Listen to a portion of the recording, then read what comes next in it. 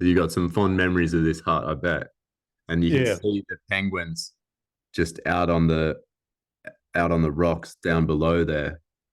yeah, they're not emperors. They're called the daily penguins. They're little guys. Okay. Yeah, so they're about 4.5, 5 kilos, you could say, whereas an emperor penguin can be 35, 40 kilos. Yeah, much bigger bird.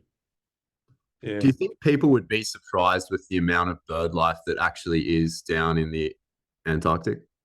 Yeah, I think so. They're not so much in terms of species richness. There aren't huge, huge numbers of species. Yes. There's huge abundance among some species, very big colonies, and particularly the flying birds. As you can see there, they're albatrosses, black-browed albatrosses, but the smaller petrels that breed in Antarctica, like Wilson's storm petrels one, there's millions of them in Antarctica. Mm. The photograph you can see there is not in Antarctica itself, it's in the subantarctic. It's an example of colonially breeding seabirds. They breed about 450 centimetres apart. Yes. Albatrosses on mud nests that they've gouged out of the ground themselves, and they're sitting on eggs.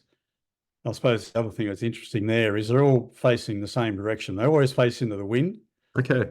and that's why they all look so uniform. Yeah, they're very neat.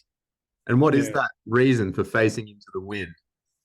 I think it's more comfortable to face into the wind. So if they had their backs to the wind would sort of run into their feathers and Oh, ruffle yes, it and go up under their wings and might be a bit chilling. of Also, if course. the wind blows strongly, when I say strong, say 60 knots or so, that's pretty strong. The only way they can stay on the nest is to point into it, and they put their heads where they've got a nest mound. Those nest mounds in the photograph aren't very high, but sometimes they could be half a metre or even a metre high.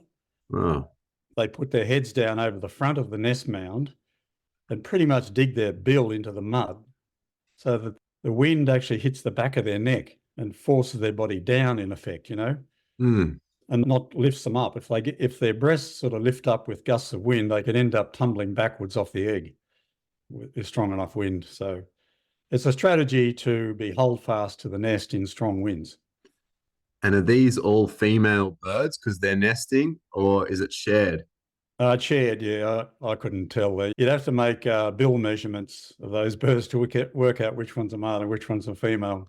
But from a Yeah. distance, they all look the same. Yeah. Yeah. Yeah.